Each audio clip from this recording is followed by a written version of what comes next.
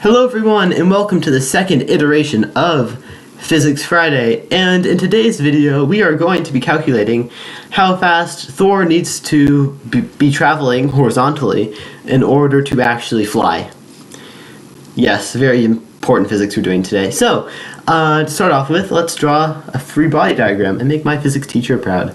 So what we have here is obviously the force of gravity pulling down on Thor. That's just going to be mg, Thor's mass plus his hammer, times force of gravity, which is 10. And then we also have the force of magnetism right here, so I'll just label this Fm. And this is actually just going to be the charge of Thor, or like his hammer. We're just going to assume that's like lightning later, times his velocity, cross product, the magnetic field where he is. And he's moving this way, just for argument's sake, to keep him up. So that's his velocity right there. For the sake of simplifying this, we're going to assume that this is specifically the scene from Thor the Dark World. Not a great movie, but we're using it anyway. It's convenient coordinates. Basically, scene from the Dark World where he's in Greenwich, England, and basically that's where we have our magnetic field based off of. So, to actually calculate this, let's start with doing this bit right here. So, scroll down a little bit. What we have is our magnetic field around this area. You can actually just Google this. It's a really cool website. I'll put it in the description. But our magnetic field here is actually just, I'll put it in this like vector form right here. So it's 19.5 in the x direction. The x direction in this case is just going to be in like the north direction. So 19.5 north, 0.305 east, and then 45 up. And the units for this are just microteslas. So not that much, but it is Earth's magnetic field. You shouldn't expect a lot. And our velocity here, this is what we're trying to find really. So we're just going to label this Vx, Vy, and Vz. So all we need to do now really is just take a cross product of these two things, which isn't actually terrible. So V cross B, almost rhymes. V cross B is just going to be the determinant of this here matrix, which I'm going to write out.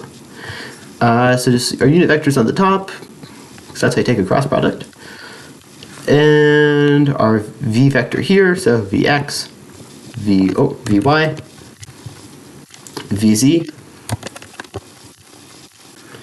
And we have our 19.5, our 0.305, and our 45 here. And the most interesting thing about this actually is that since we only really care about Thor being able to fly, we really just care about his component of this in the z direction. So we don't actually need to take the entire cross product. We can really just take the part that involves the z unit vector. So what we're going to get here then is just going to be z times the determinant of this bit right here. So it's just going to be z right here, or z hat, times our velocity in the x direction times 0.305 minus our velocity in the y direction times 19.5. And for the sake of simplicity, again, you'll notice that this 0.305 here, that's a lot smaller. We're calling it a lot smaller than this 19.5. So for the sake of simplicity's sake, and basically saying Thor's only going to travel in one direction, we're just going to say this is negligible right here. So basically what Thor's force is, his resulting magnetic force right here, is going to be his charge times this bit right here. So his charge times negative 19.5 times his velocity in the y direction.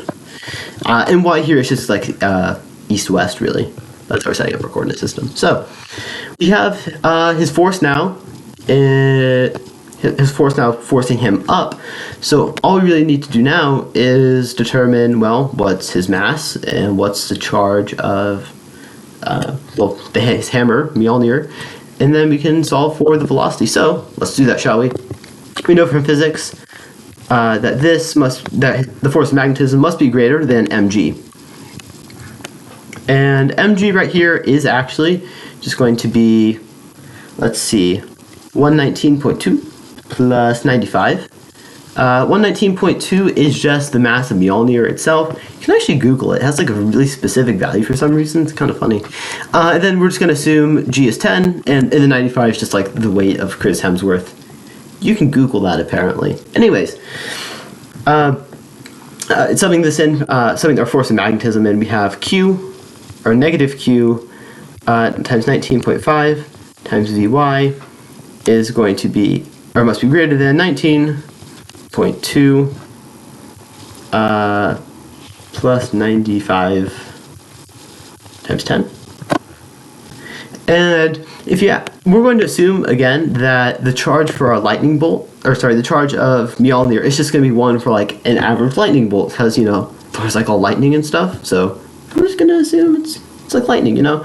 And the charge for an average lightning bolt is actually just about like 15 coulombs. But since lightning is actually negatively charged, we're going to call this negative, right? So what we're actually left with is our 15 times 19.5 times our velocity in our y direction must be greater than 19.2 plus 95 times 10. And this is actually not bad to solve at all. We just need to divide both sides by, well, this right here. And what we end up getting is that Thor needs to be traveling in the y direction, the east direction.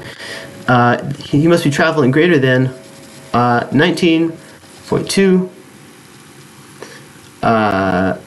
times 19.2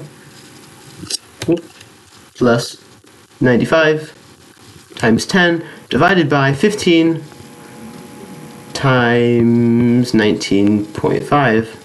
But one thing that is important to note here is that the units here are in microteslas. So to account for that, we just need to put this in normal teslas, meaning that we just have an extra factor of 10 to the negative 6 right here. And this basically just means that Thor's velocity in the east direction must be basically be traveling more than 3.9 times 10 to the 6 meters per second.